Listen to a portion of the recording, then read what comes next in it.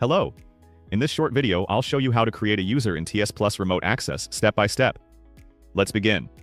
First, open the TSplus Admin tool. From there, go to the System Tools tab and select Users and Groups. Inside the window, right-click anywhere and choose New User. Now let's create a sample user.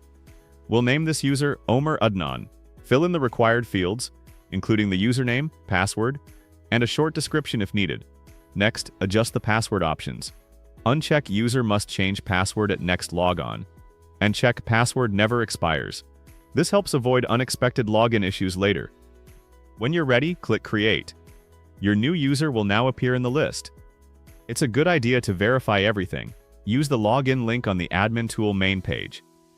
Sign in as the new user, and confirm that only the authorized applications and resources are available. And that's it. Your user is now created, configured, and ready to connect. Thanks for watching. For more information and advanced documentation, please visit our website tsplus.me.